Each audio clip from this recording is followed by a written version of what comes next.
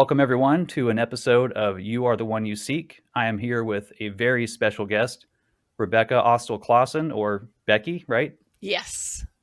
And Becky is an occupational therapist, a speaker, a Reiki Master, and multiple award-winning book author. Is that correct? It is. It's amazing, but it is correct.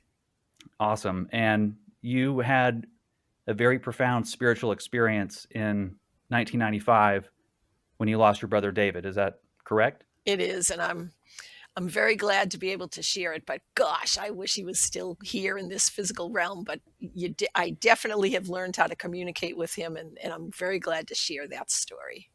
Well, I'd love to hear it. So you can start wherever you want and just fire away. Well, David, the best thing is that your name is the name of my brother. And so it really is quite wonderful to be talking about David to David and to your listeners. So thank you very much. I'm a PK, a preacher's kid, and I grew up in a Episcopalian church. My dad's an Episcopalian minister.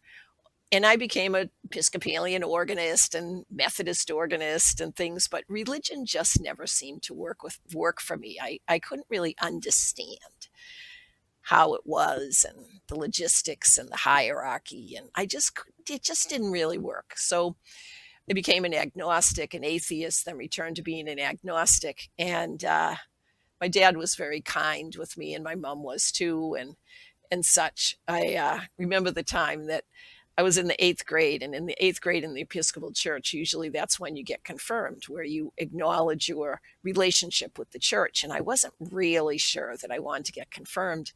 And my dad said, Beck, we'll just wait. And my mom said, Becky, you do know the Episcopal bishop is coming to dinner at our place today. And so you're going to have to explain to him why you didn't get confirmed. And at that point, I thought, oh my gosh, I'm not sure I want to be able to explain to the Episcopalian bishop in Massachusetts why I did not get confirmed. So I got confirmed. And, it was fine. But religion just didn't seem to work. And I grew up knowing that I wanted to be an occupational therapist. I decided in the 9th grade, my mom is the one that taught me about OT, and it seemed to work. And I traveled all over the country studying occupational therapy programs all over the place, and then settled in the Pennsylvania, Delaware region, started a business, and became quite a workaholic. And that's what I enjoyed doing. And when my brother was, in his early 30s, it was in the 1990s, and David had come out that he was gay when he was in his 20s. And so it was wonderful. My family were fine with that. Of course, I was fine with that. And in the 1990s, for those of the listeners that are a little bit older, you may want to remember when thousands and thousands and thousands of people were dying of AIDS, and it was very, very sad. And so I was walking on the beach in Cape Cod, where we have our yearly family reunion, and I just casually said to Dave, hey, Dave, have you been tested for AIDS? And he turned away. And I have to say, I was not prepared for that concept. And I looked at him, and he wasn't looking at me.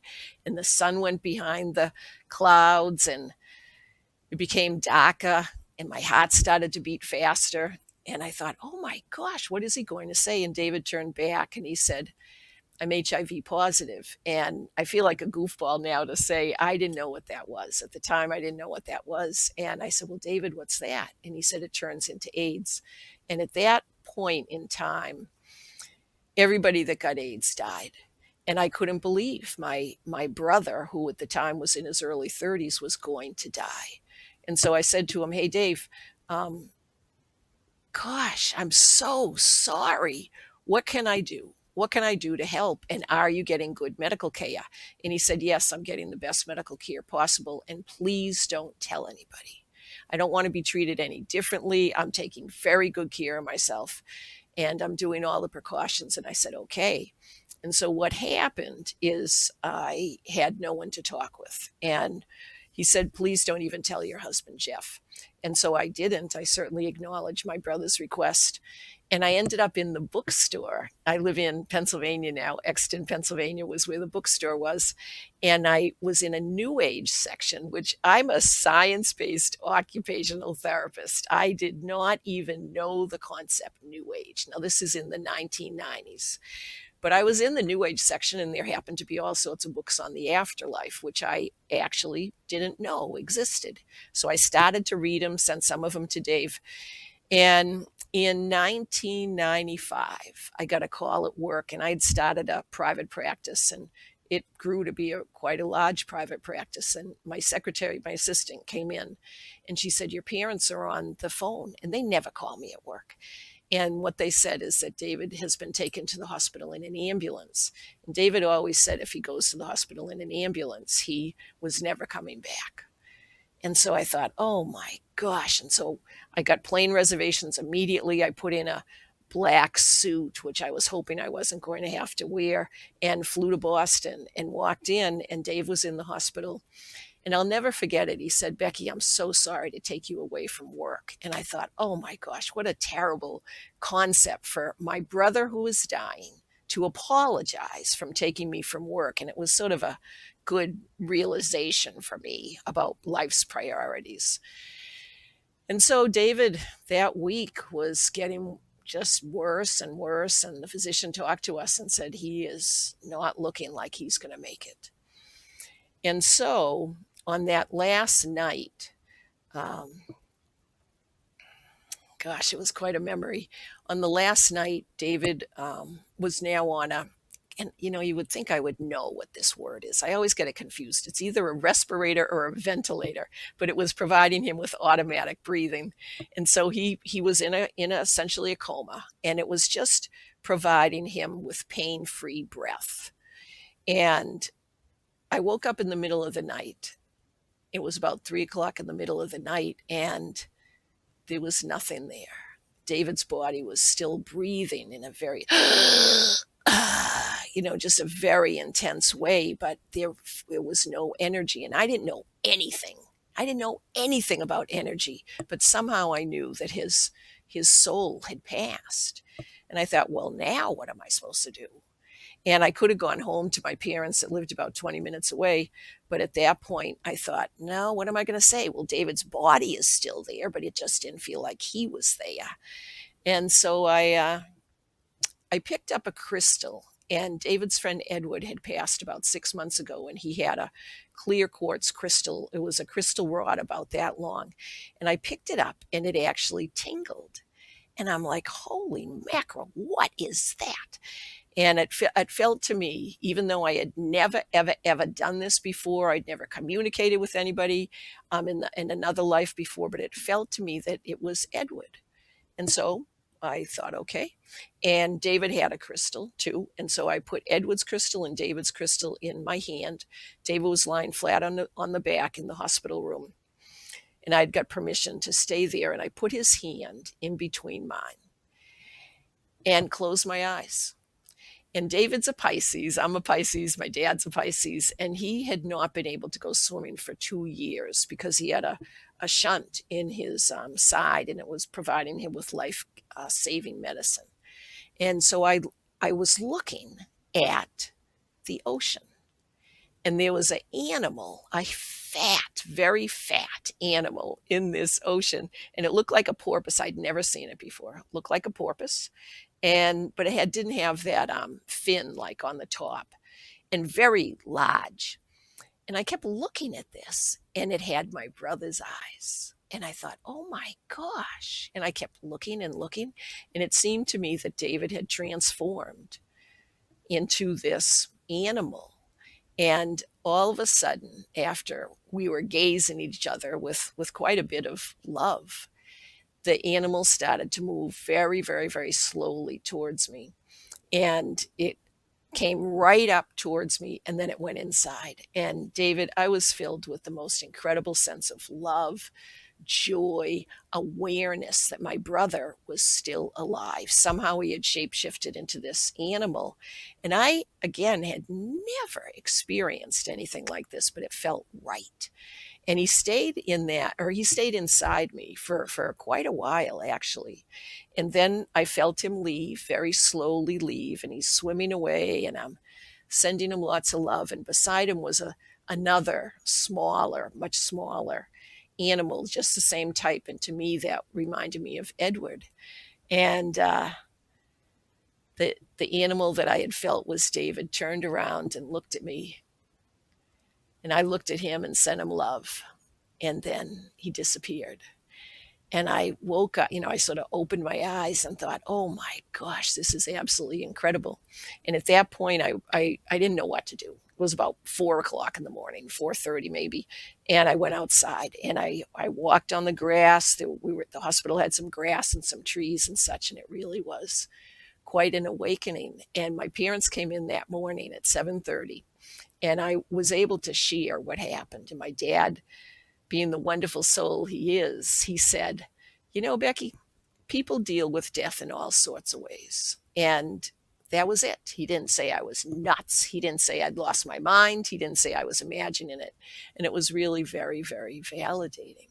So that was my first real initiation with my brother. And I learned later, like even just a couple of years ago, because this happened over 25 years ago, but a couple of years ago, I remember learning that what I had with David was called a shared death experience. And I thought, oh my gosh, I had a shared death experience.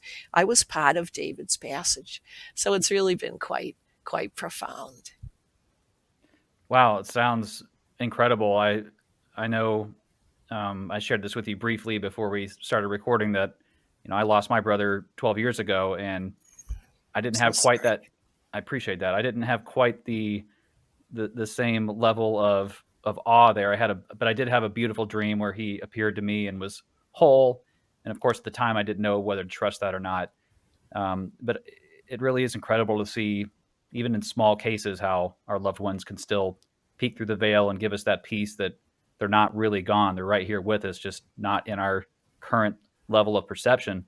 In fact, that happened with my grandma recently. She lost her husband of many years a few years back, and she told me we've been emailing back and forth a lot about spiritual stuff. And she's a very devout Christian, but she's had some really interesting experiences recently, including having her late husband just she said she was driving her car and just felt completely enveloped in this field of love, and she was really missing Merle and was really wanting him to be there for Christmas. And she said she heard clear as day, "I'll be home for Christmas," and she just Ah, felt overwhelmed with this sense of love. And I was like, man, she said, I didn't want to tell anybody because they might think I'm nuts. And I said, Grandma, that was 100% authentic. You connected with Merle, and it's just inspiring to hear that happen so many different times. But I do want to kind of go back and talk about, leading up to that with your brother.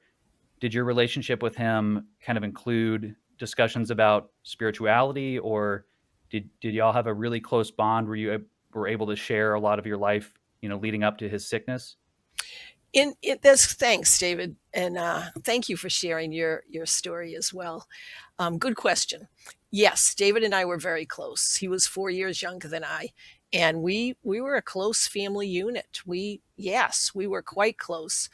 When David got sick, we didn't really concentrate on that. I was the only one in the family that knew until about 6 months before he passed, and David and I didn't really talk about it.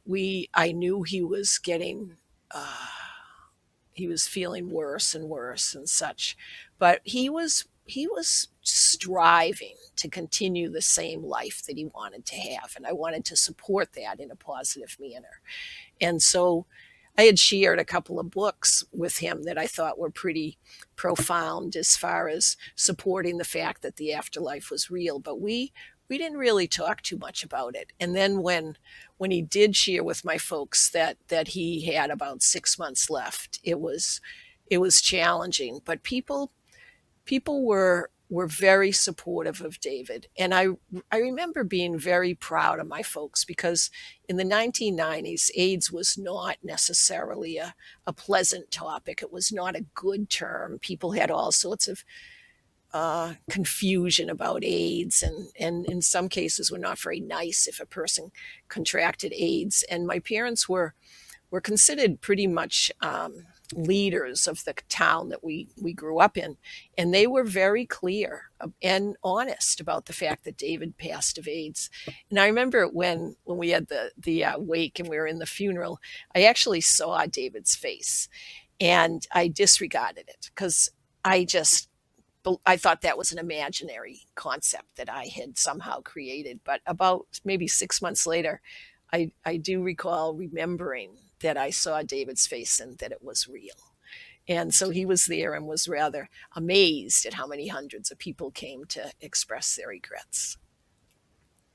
Wow. And how about since then? How frequently are you able to communicate with David? And I know you've talked about he comes in the form of cardinals, was it? Sure.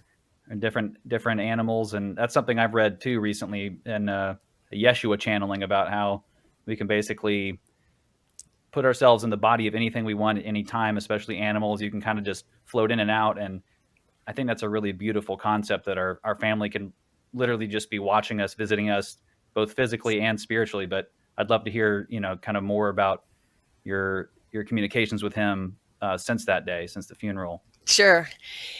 It was tough, David. I mean, as you know, losing your brother and such. For 6 weeks, I was filled with grief. I couldn't understand it. I think everything in life is positive. I could find nothing positive about the fact that my brother passed.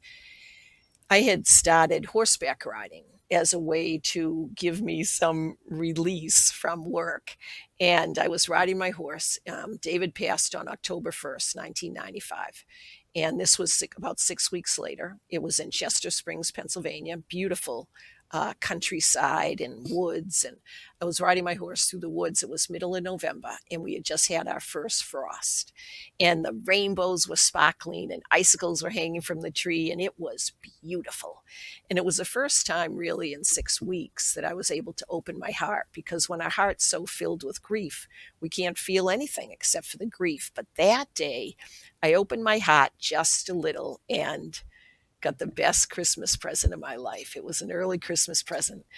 And what happened was I said to the world, "Thank you, universe, for this beautiful day." And I closed my eyes, and there was my brother. And he was in human form. He was about 7 years younger than when he passed. He looked like he was in his he looked like he was 30. He passed at 37. He was wearing a black and red plaid flannel shirt, dungarees, and sandals. And David, I had never, ever communicated with someone from the afterlife. I had read a little bit, but I didn't know anybody that did that. And I started to talk with them because I thought that's what I needed to do. And within half a second, I realized I could just share thought. And I asked him how he was doing, and he was fine, and he wasn't in pain anymore. And he asked how I was doing, and I was able to share within a split second how everything was going on. And he was great, and I was great. And I looked to the right, and there were my grandparents, Abe and Bessie Dole from Welsing, Massachusetts, that had passed about 10 years ago. And Grandma's 4'10", and Grandpa's about 6'2", and they were holding hands like they always did. And I was like, wow, here's Grandma and Grandpa. And then I looked beside them, and there was Edward, and he was, our childhood friend. He had passed about 6 months ago. Standing beside Edward was my friend Holly, who had passed about 20 years ago. I think she had a car accident. And behind them were about 24 other people. And I had played the organ for probably hundreds of people during a funeral. And I realized that these were people that I had played the organ for. And so I'm like, whoa, this is incredible. I turned back, looked at David, and behind him was a golden arch. Now, in these books, and by that time I'd probably read about 200 books. And anyway, in these books it said, if you ever see a doorway and you feel comfortable, go through it. And so this doorway, it was a golden arch, not McDonald's. It was just a golden arch. And I looked to David thinking he would take me through the door.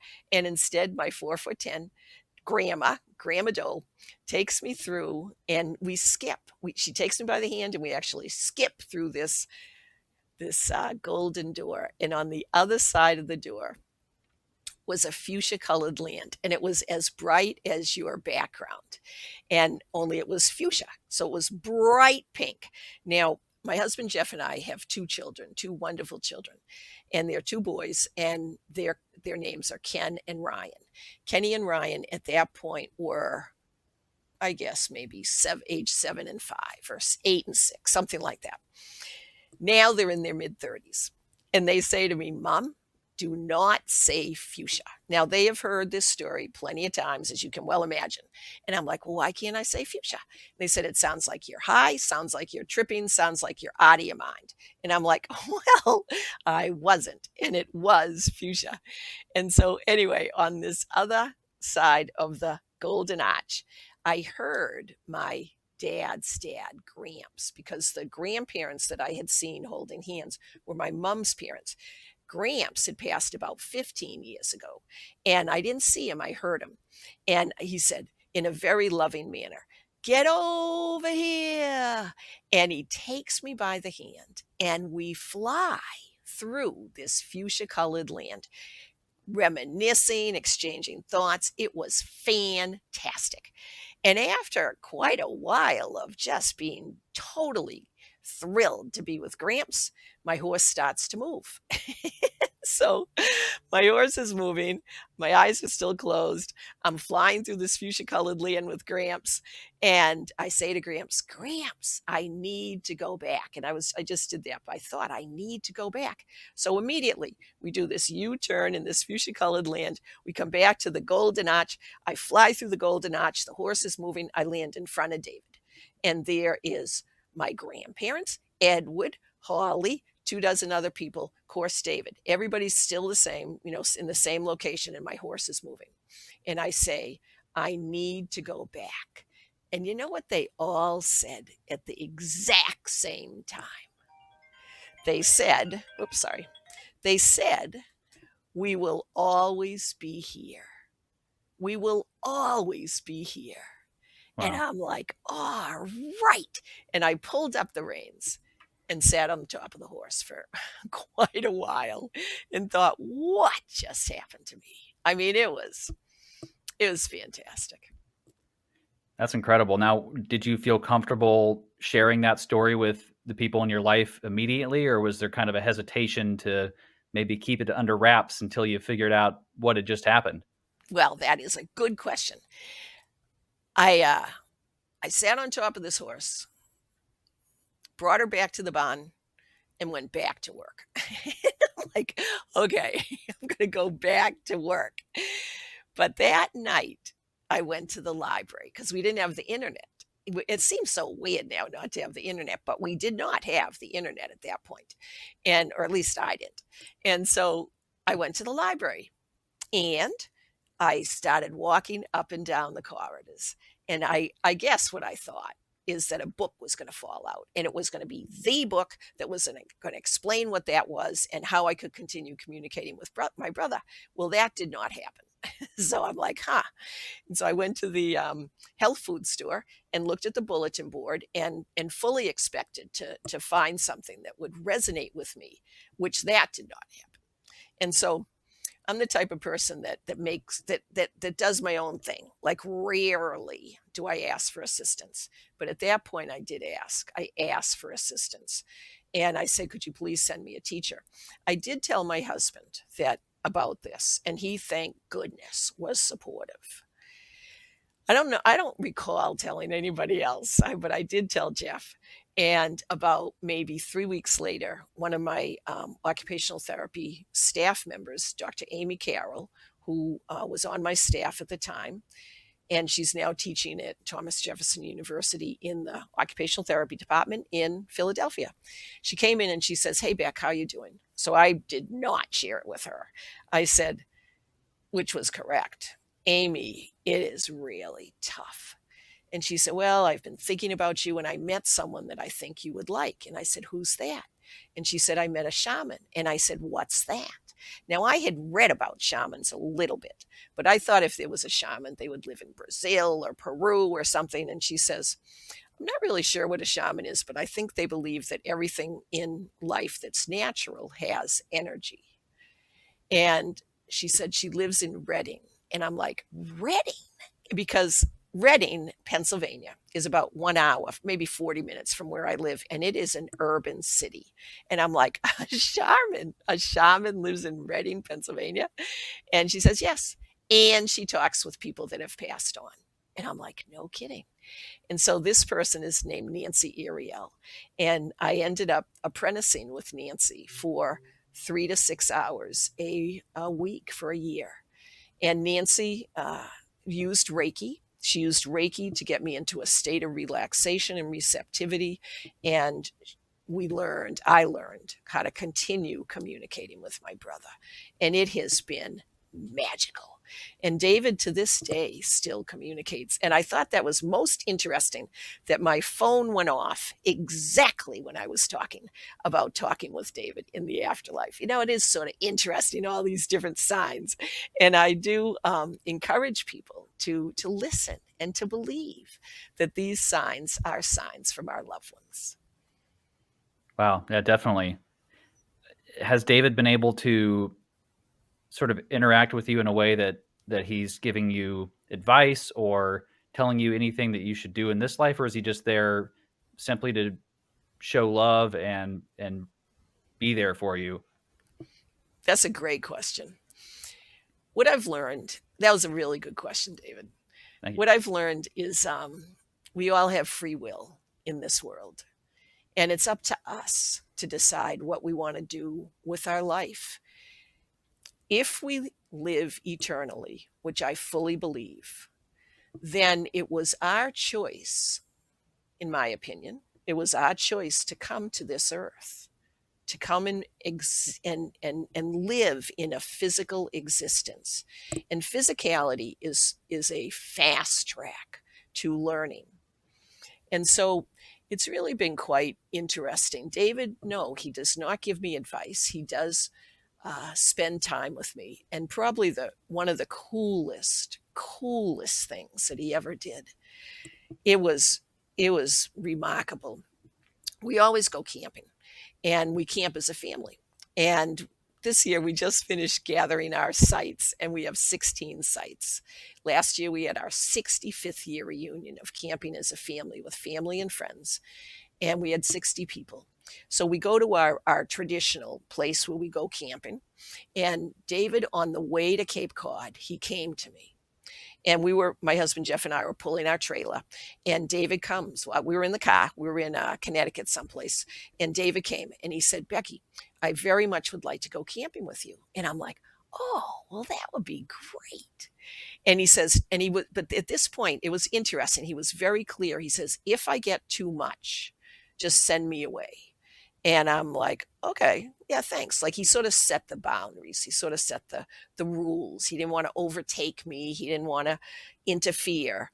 And when we set up our site, he's then said, what I really want to do is feel the experience of water. I really would love to have you go swimming. And would you be able to take me swimming? And so David's now inside me, and I can feel him inside me. It wasn't just in my head. It felt like he was there. And so I said, well, he says, do you know the place I used to go swimming? And I said, no, I don't know where that is. And he says, well, I'll show you.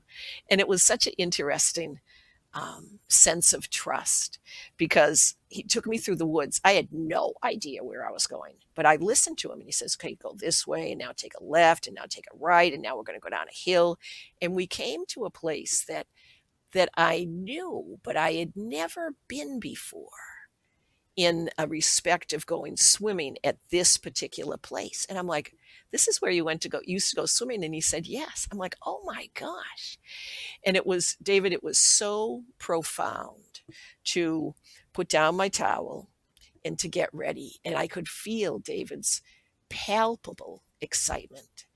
And so I said, okay, Dave. And I walked in, and the energy that I could feel from him was spectacular. It was joy. He actually was able to feel the water through my physical body. And so I walked into about maybe my waist, and then it was ready. It was time for me to dive in.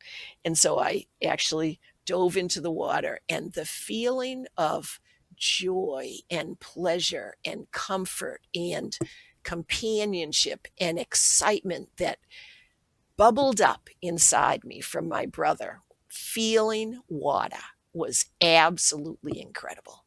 It was it was something like I've never felt before. And David was so happy to feel that beautiful cleansing water. It was fantastic. So it was quite lovely. So for So why don't for I anyone who's Oh, I'm sorry. Go for it. well, I was just going to say for anyone who's listening, if you noticed the weird glitch there, it was my computer crashing as Becky was right in the middle of her story. So Becky, if you want to continue with David was you could feel his presence inside you. He was super excited to get in the water with you and take it from there. Okay, great. So it was probably the most profound feeling that I probably ever had. Excuse me for the cough. It was really spectacular to feel the effervescence and joy and love and excitement bubbling up from inside me, which was David's realization, and feeling the water hitting my body as I dove in. And I did it multiple times, like 3 or 4 times. And the first time was the best because that was, it was new and novel and exciting for him. And then it became more comfortable for him. And we started to swim, and he was a very good swimmer, and it was a magical experience. And then I did know where I was, but I didn't really know how to get back up to the campsite. And so David, we took our time. We were in the water for a while, and then we went back up to the site, and it was magical. It was very, very nice. It's incredible.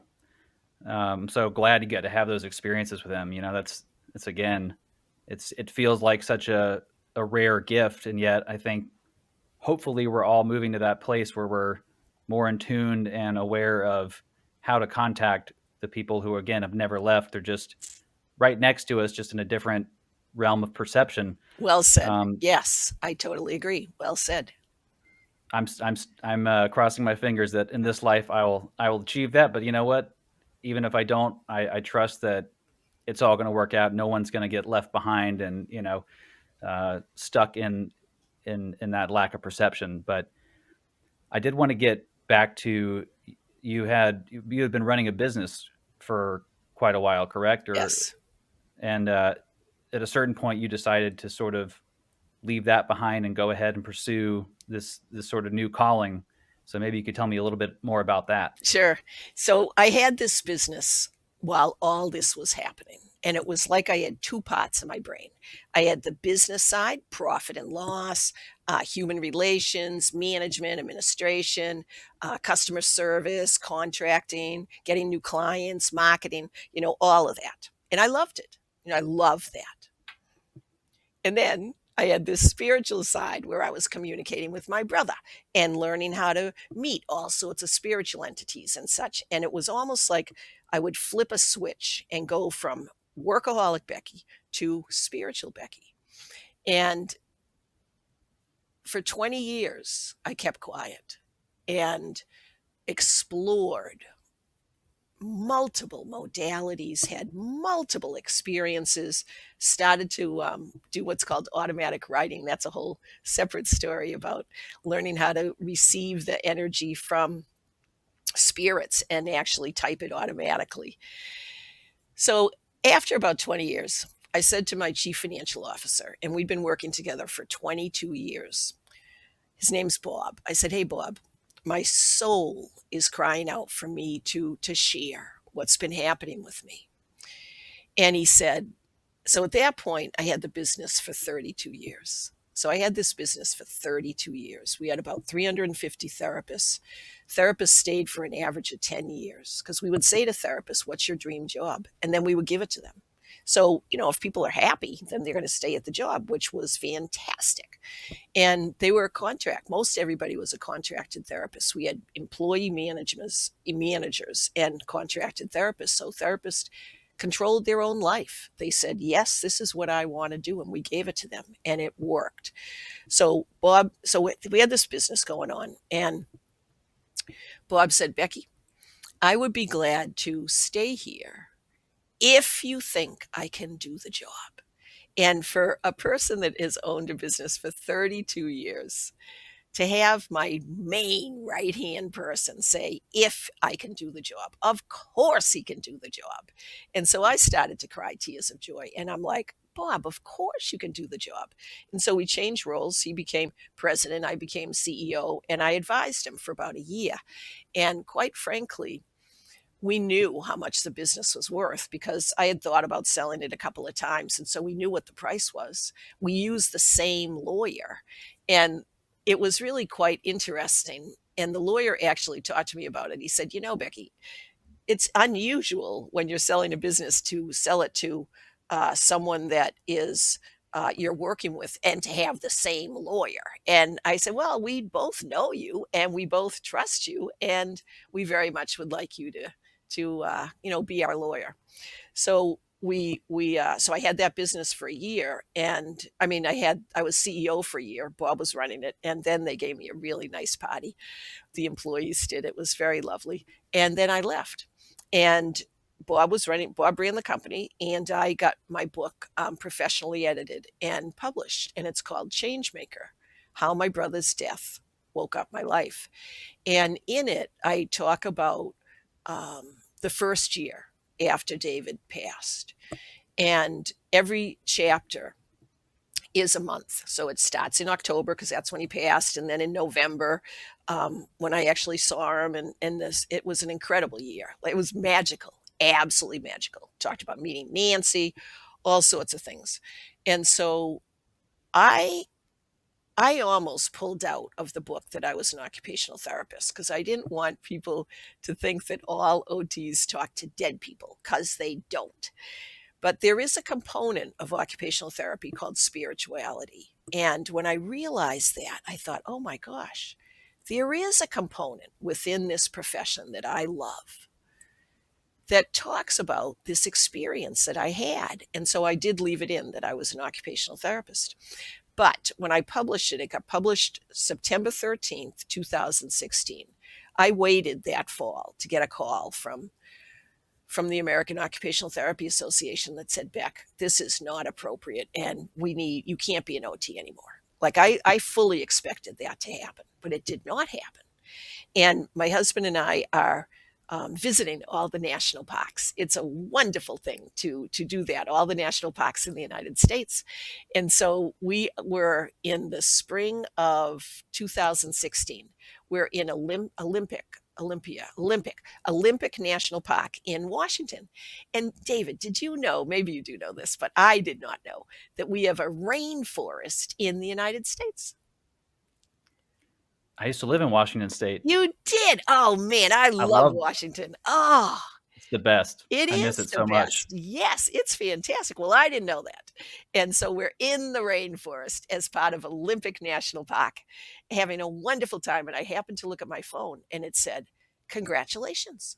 Your book, Changemaker: How My Brother's Death Woke Up My Life, has just won 3 National Book Awards. Can you please come to the Book Expo of America and receive these awards? And I'm like, holy mackerel. And it wasn't an ego excitement. It was excitement that after death communication was hitting the mainstream. And so I told Jeff, and he drove me to the airport, which was 4 hours away in Seattle. And I went to our Philly airport, picked up my illustrator, Mickey McAllister, and we went to the New York Book Expo of America and had our few moments of fame. And it's been magical. And that's what I mean sincerely. Ever since I came out of the closet, and actually promoted this spiritual energy and practice that everybody can receive. And I truly believe that anybody can do this. It's been a magical existence. Sounds like it. Now, how do you deal with people who maybe or maybe you haven't come across too many, but how do you deal with people who are, cynical, doubting, saying, you're crazy or you're making this up, or anybody who's had these experiences is, you know, is off in some way, what have you found as sort of the best response to handle something like that? Sure. You're asking great questions, David. Thank you. Sure. I rarely have encountered that. And if I do, I respect people's opinion. And I just say, well, that's not what I believe, but you know, it's interesting to hear what you believe. Because what the connection is, what I've learned so clearly is the connection between this life and the afterlife is love. And so for me to continue living in this life, I am sharing love. And that's what I do. I share love. And it's a beautiful thing. And if someone says, you have lost your mind, if I send them love, it makes it easier to hear. It makes it easier to receive. And they actually, I do believe, feel the love. But rarely does that happen. And maybe because I'm talking in hopefully a sincere manner without hopefully ego. I'm just explaining what has happened to me. And it's been extremely well received. I've been surprised, quite surprised at how well received it's been. Well, that's great. It definitely seems to speak to you that you were called to do that. It's the right thing. It'd be one thing to write a book and have everyone just sort of like, I don't know about this. And um, so that's fantastic that it was so well received. I'm glad to hear that. Now, how long has the book been out for? Well, let's see. It was published in 2016, so it's been out for what's that? Like 8 years. I guess it's 8 years, and it's still selling. Like it's really quite interesting. I'm like, wow.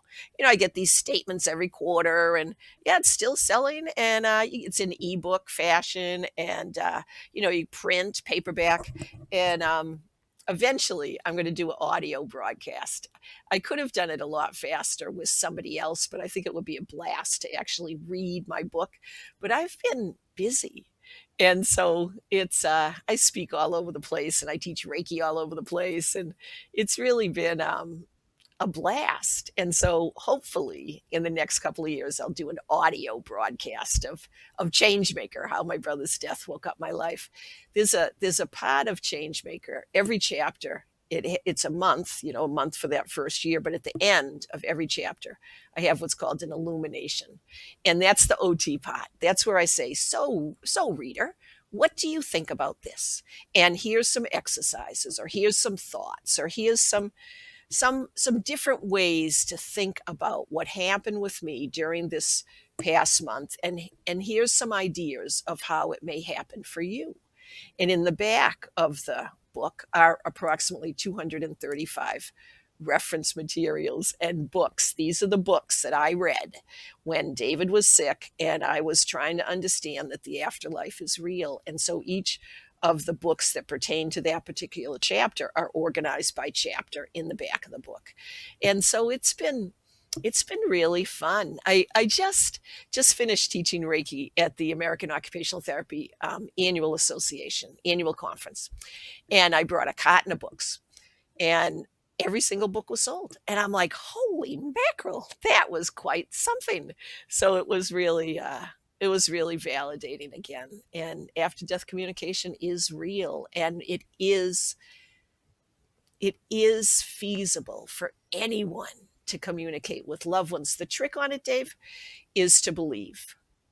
Our mind gets in the way. And if we can learn to listen to our heart and to believe in our heart, yes, if this radio station turns on, and it turns on as soon as you get in your car, and it's your brother's favorite song, that's your brother saying, hey, David, I'm saying hello to you. If you turn on the TV and it's his favorite TV show, that's him. Just say, hey, thanks, and send him love. Send him love and say thanks. He receives it. Love travels through everything immediately. Like it absolutely gets received, whether we're in this life or in the afterlife. And it's a wonderful way to be, to believe, to receive, to say thank you, and send love. Absolutely. And I really want to hear more about your experience with Reiki, because I know that's something that you've mentioned is really beneficial in facilitating after death communication. So maybe tell me about, I know you had that experience with the shaman and being introduced to it that way, but maybe give a little more background on your Reiki experience and anything you want to talk about Reiki, because that's definitely one of those things I've been really interested in Oh, myself. far out. Well, thanks, David. The best thing about Reiki is that you can learn it in one day.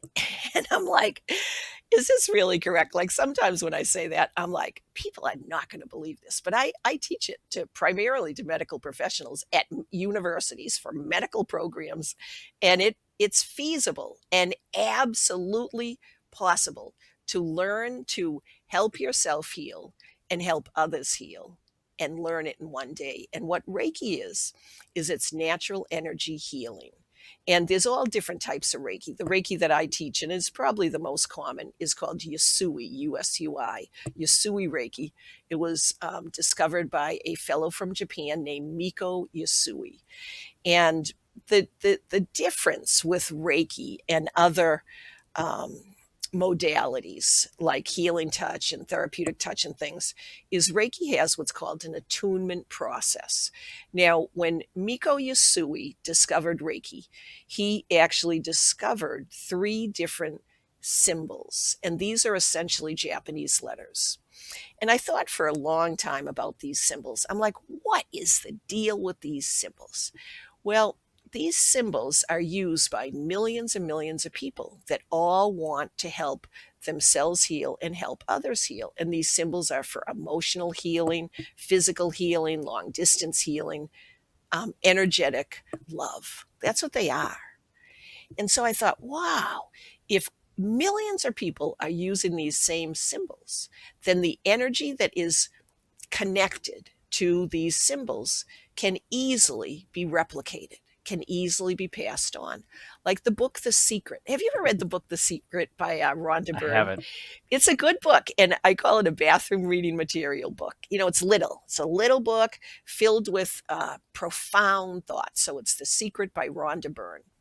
And it talks about the fact that positive energy facilitates positive results, which facilitates positive action. Positive energy facilitates positive results, facilitates positive action. So if all these millions of people that now use Yasui Reiki are using these same symbols, it facilitates healing. These symbols, during what's called an attunement process, are placed in your aura by someone who's teaching you Reiki, like by a Reiki master. And so they're placed in your aura, which is the energy that surrounds your body. They're actually physically drawn or intended to be in your aura. And then most of the time, people actually physically draw them on hands. So, like when I'm teaching Reiki, I'll bring up a table at a time and I'll have people stand beside each other. And then I will physically trace the symbols in the aura. And then we usually start with our hands in what's called gash-out position, which is your hands are held up in almost like a prayer-like position with your hands flat against each other in a prayerful manner. And you put it against your heart. Now with Reiki, Reiki is not religious. It's spiritual. And so there is a belief within Reiki that there is something broader than physicality. There's something broader than our physical existence, whether you call it God or Allah or Buddha or whatever you call it, doesn't matter. It's not religious, but there is something.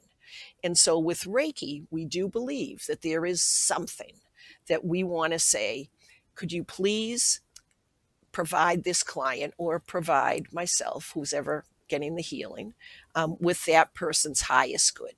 That's the word. I'm asking to have the person's highest good be received.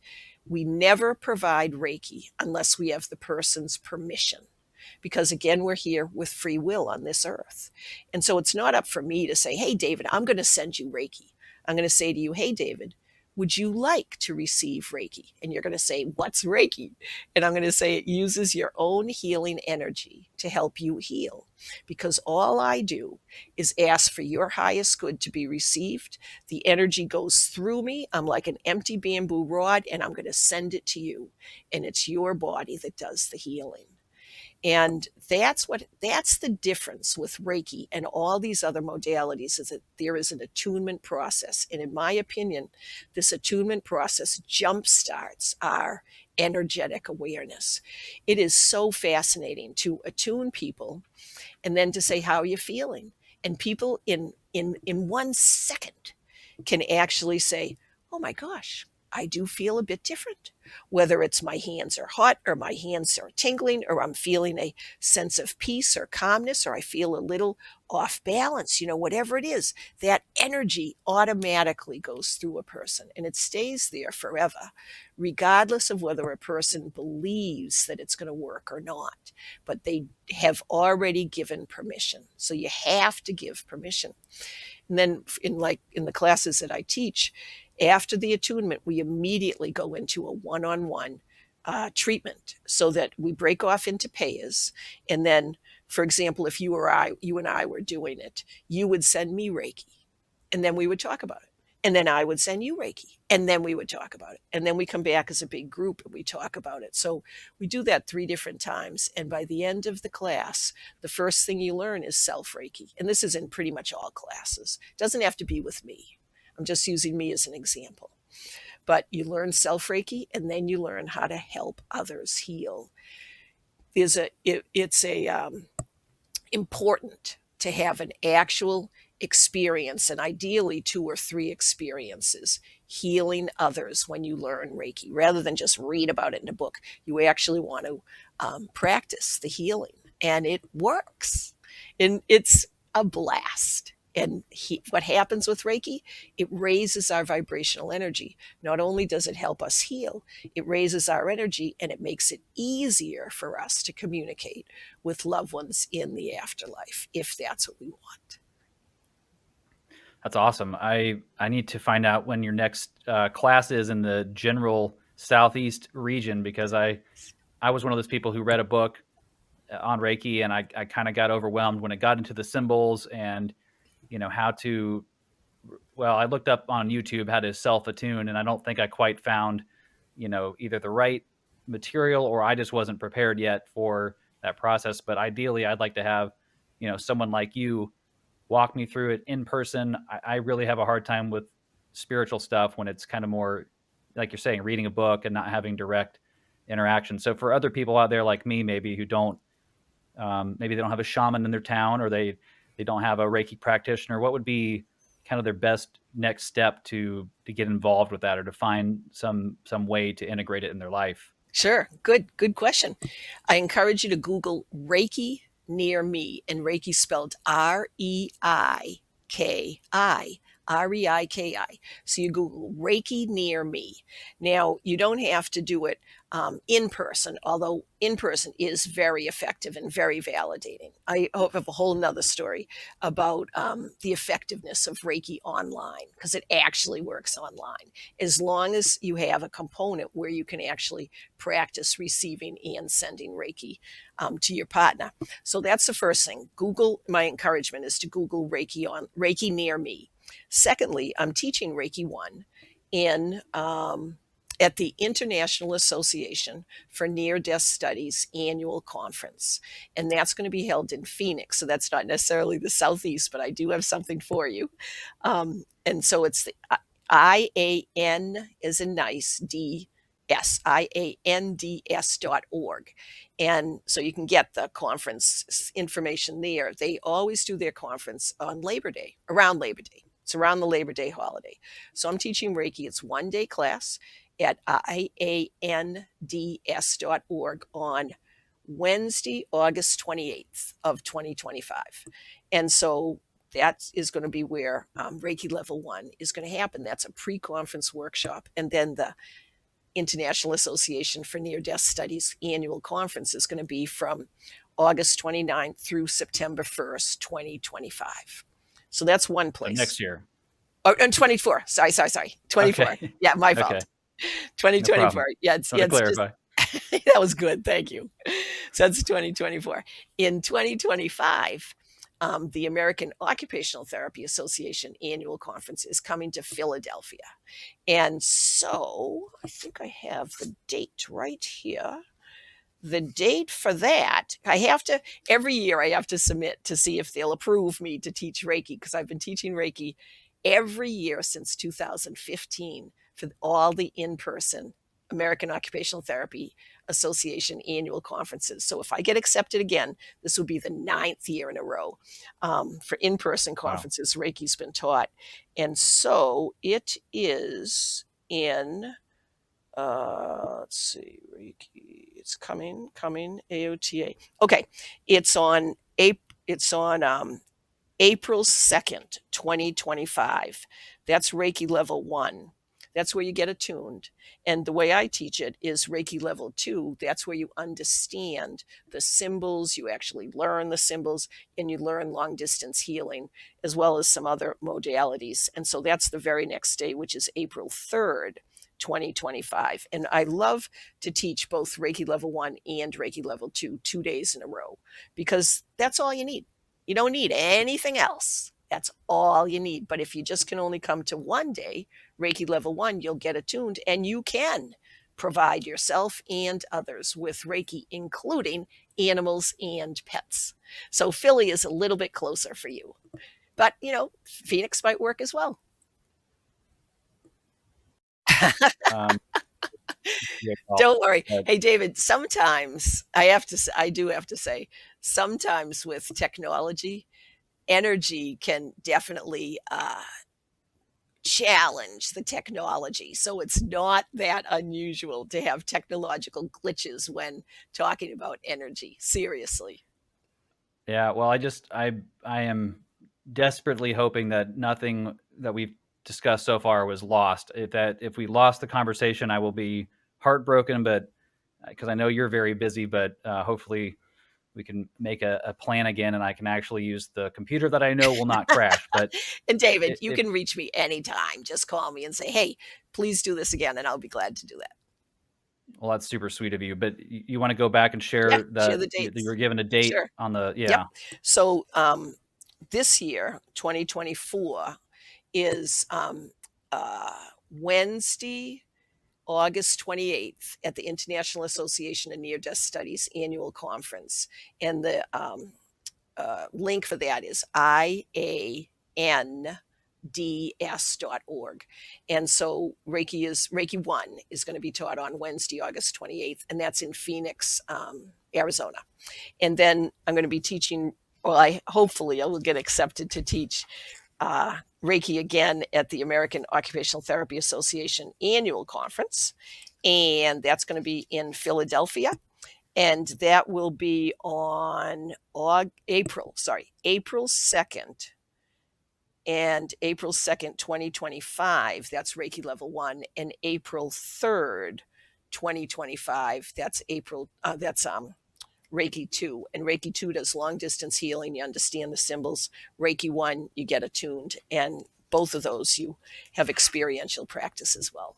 So that's it. That's it in a nutshell. Okay, great. Well, I definitely hope to either attend one that you teach or maybe find one near me. But also, just before we close out here, are there any other books other than yours that you would recommend to people to kind of get them on the path for unlocking some of those connections to either dead loved ones or just in general discovering their own inner light, or books that have inspired you and maybe worth sharing? Oh gosh, I am a prolific reader, and oh man, I have tons and tons and tons of books. Let's see.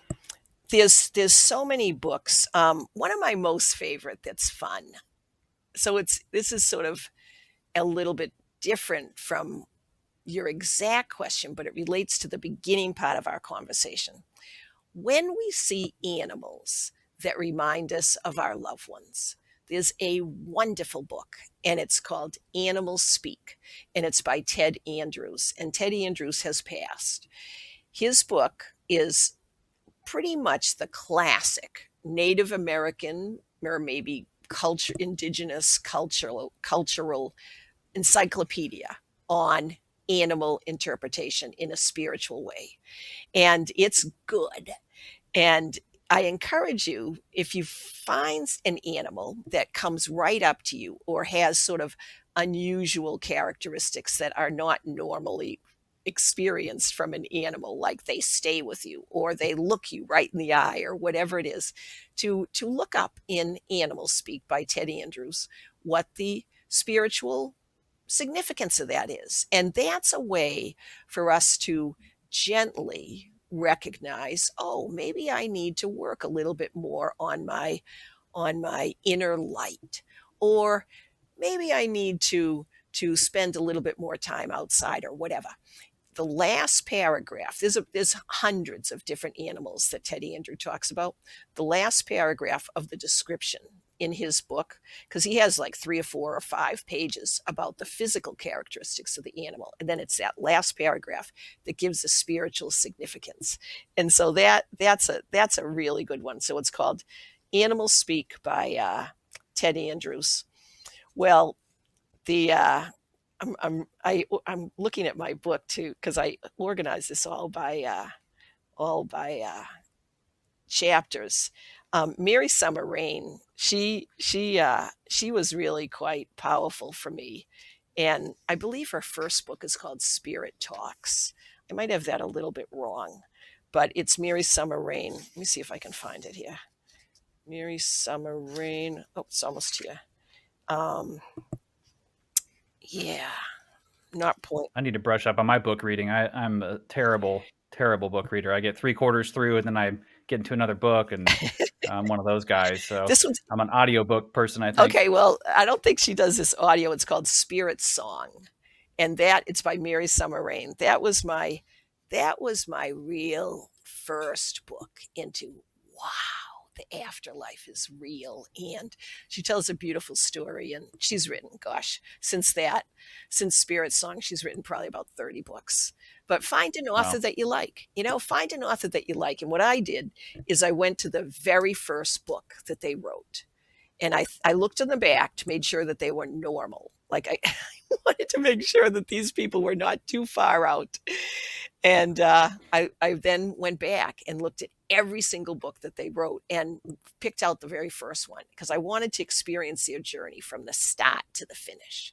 And so I would, like Mary Summer Rain, I would pick up her first book, and then I read all the books that she had written up to that point.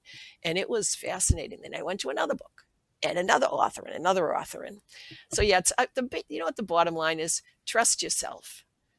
Trust yourself to go into a bookstore, a new age section or wherever, and you can ask your guides. You think, now really, what am I going to do?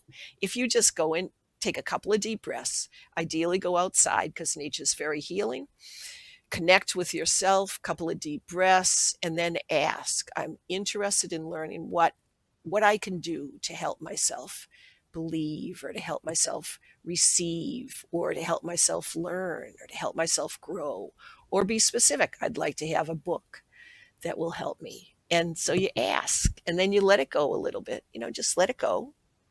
And most often it happens, and you'll discover what you need.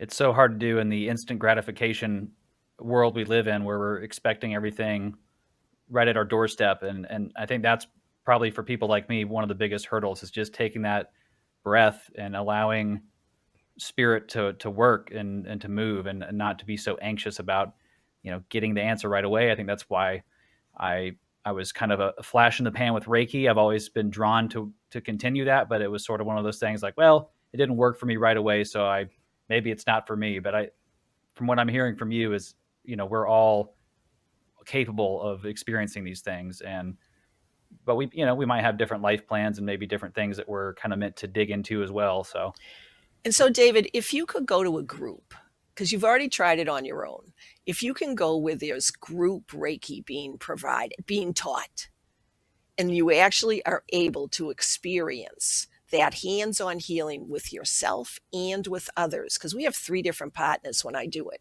and I'm telling you straight, you really can tell the difference between your first session, your second session, and your third session. By your third session, you're going to be quite good at feeling the energy of someone else. And you started with you will start with feeling the energy of yourself. So again, it doesn't have to be with me, but if you could join or just, you don't have to join, you just go to a Reiki level 1 class that is in person, I do think you would find some joy and satisfaction and success. Well, I'm going to go for it for sure. And before we go, where can people find you online or anywhere else? Sure. And it has been a blast talking with you. I've thoroughly enjoyed it. I thoroughly enjoyed our correspondence before this. And it's really, really very, very nice. And thank you so much for having me here. My website is my name. So it's Rebecca Austill-Clausen.com, which I realize is quite a mouthful. But anyway, it's REBECCA. Oh, it's on the screen. But Austill, AUS as in Stephen, T as in Tom, ILL, and then Clausen, CLAUS as in Stephen, EN. So it's RebeccaAustill-Clausen.com. You're welcome to email me. I email all the time, Becky at RebeccaAustill-Clausen.com. I'm Instagram under my name, Facebook under my name, LinkedIn under my name, Twitter. Those are the main ones that I'm on. But email, if you want to get me directly, that's a very good way to do it. So again, it's Becky at RebeccaAustill-Clausen.com. Okay, great. Well, Becky, I can't thank you enough for taking the time today to talk to me and to share your story. And it has been fantastic just to correspond with you. And I don't know if I've ever had so much love come through an email before, but you really, on multiple emails, just really put your heart out there in such a beautiful way. And I really am so thankful that, that's what's made my life so amazing, is to come across people like you who are just such a beam of light. So I'm so glad you're out there in the world doing your thing, and I'm excited to see, what's next, and excited to continue corresponding with you. I would love that. So, And David, thank you very much. And you know what? You are a magnificent beam of light yourself. Now look what you're doing. It's fantastic. Like, don't get worried about the technological stuff. It's really what happens in our heart. And you've been able to share this lovely afternoon message with folks. Like, it's great. And so please give yourself major credit for setting this all up. And I very much appreciate being here. And I thank you very, very much. well, thank you, Becky, and I hope you have a fantastic rest of the week, and I will talk to you soon, I hope. I would love to do that. Thank you very much. Have a great day. You too, Thanks Becky. so much. Bye. Bye-bye.